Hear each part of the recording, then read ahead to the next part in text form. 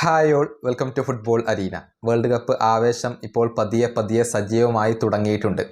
ഇന്നാണ് വേൾഡ് കപ്പിൻ്റെ ഡ്രോ നടക്കുക.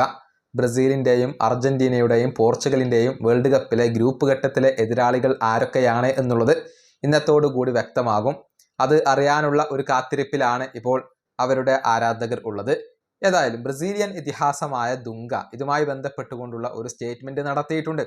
അതായത് ഇത്തവണത്തെ വേൾഡ് കപ്പ് അത് ബ്രസീലിന് ലഭിക്കുമെന്നാണ് താൻ പ്രതീക്ഷിക്കുന്നത് എന്നാണ് ദുങ്ക പറഞ്ഞിട്ടുള്ളത്. അതിനുള്ള ചില കാരണങ്ങളും അദ്ദേഹം പറഞ്ഞിട്ടുണ്ട്.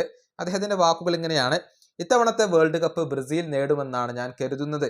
കാരണം വലിയ പ്രതീക്ഷകൾ ഇല്ലാതെ വരുന്ന സമയത്തൊക്കെ നല്ല റിസൾട്ട് ഉണ്ടാക്കിയെടുക്കാൻ ബ്രസീലിന് കഴിഞ്ഞിട്ടുണ്ട്. ഇത്തവണ അണ്ടർ ഡോഗ്സ് ആയിക്കൊണ്ടാണ് ബ്രസീൽ വരുന്നത്.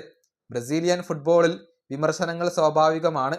ഇത്തരം വിമർശനങ്ങളെ എങ്ങനെ കൈകാര്യം ചെയ്യണമെന്ന് താരങ്ങൾ മനസ്സിലാക്കണം. തീർച്ചയായും ബ്രസീലിയൻ ടീമിനെ നമ്മൾ സപ്പോർട്ട് ചെയ്യണം.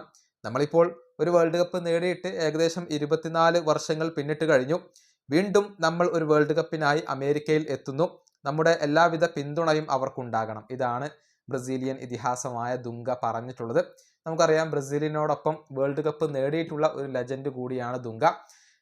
നേരത്തെ അമേരിക്കയിൽ വെച്ചുകൊണ്ട് വേൾഡ് കപ്പ് നേടാൻ കഴിഞ്ഞിട്ടുള്ള ഒരു ടീമാണ് ബ്രസീൽ. ഏറ്റവും ഒടുവിൽ 2002 ബ്രസീൽ ഒരു വേൾഡ് കപ്പ് നേടിയിട്ടുള്ളത്. പിന്നീട് ഇതുവരെ വേൾഡ് കപ്പുകളിൽ വലിയ ഒരു നേട്ടം കൈവരിക്കാൻ ബ്രസീലിയൻ ടീമിന് കഴിഞ്ഞിട്ടില്ല. ഇത്തവണ പലരും വേൾഡ് കപ്പിൽ കിരീട ഫേവറേറ്റുകളായി ബ്രസീലിനെ പരിഗണിക്കുന്നുണ്ട്. പക്ഷേ സമീപകാലത്തെ ബ്രസീലിൻ്റെ പ്രകടനം അത്ര ആശാവഹമല്ല. പലപ്പോഴും തോൽവികളും സമനിലകളും അവർക്ക് ഏറ്റുവാങ്ങേണ്ടി വരുന്നുണ്ട്.